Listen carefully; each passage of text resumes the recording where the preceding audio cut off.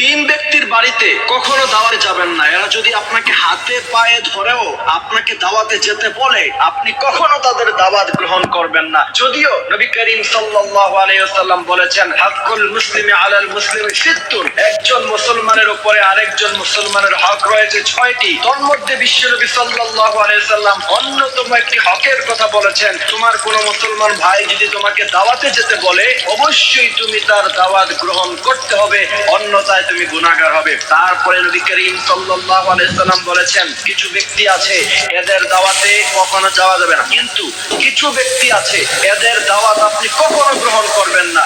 মনে রাখবেন, কিছু কিছু সময় নিজের ব্যক্তিত্ব ধরে রাখা আপনার জন্য অত্যন্ত গুরুত্ব।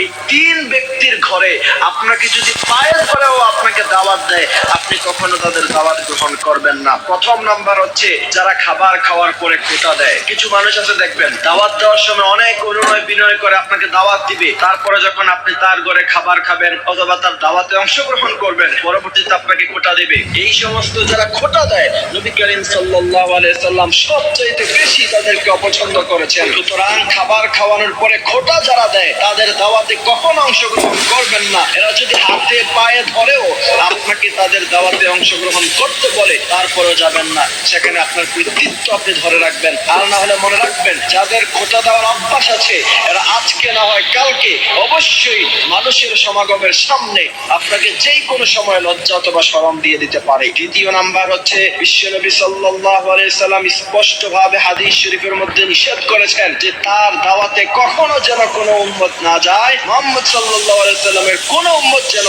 তাদের দাওয়াত গ্রহণ না করে, যাদের ইনকাম হারাম। আপনি মনে রাখবেন, হারাম ইনকাম যাদের আছে, এদের কলবে কোনো নূর থাকে না, তাদের হৃদয়টা বড় শক্ত থাকে, হৃদয়টা পাষাণ থাকে। যদি আপনি ওই ব্যক্তির হারাম টাকা থেকে দাওয়াত গ্রহণ করেন, আর সে যদি হারাম টাকা থেকে আপনাকে খাবার খাওয়ায়, তাহলে আপনার হৃদয়ে যে নূর আছে, সে নূর আল্লাহ সুবহানাহু ওয়া তাআলা উঠিয়ে নিবে। তখন ইবাদতে মজা পাবেন না, কোরআন তেলাওয়াতে মজা পাবেন না, নামাজ রোজায় মজা পাবেন না। সুতরাং এই ব্যক্তির দাওয়াতও গ্রহণ করা যাবে না। তৃতীয় নাম্বার হচ্ছে, এমন ব্যক্তি যারা আপনার সামনে ভালো কিন্তু পিছনে পিছনে গীবত করে, যদি আপনি জানেন, তাহলে এমন ব্যক্তির দাওয়াত কখনো গ্রহণ করবেন না।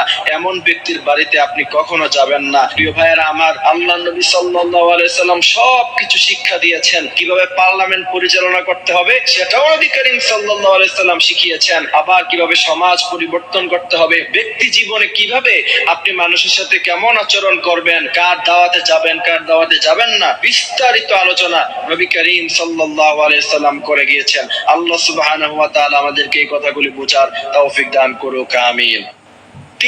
অনেকে কোরবানি গোশত দিয়ে মৃত ব্যক্তির পক্ষ থেকে খাবার অনুষ্ঠান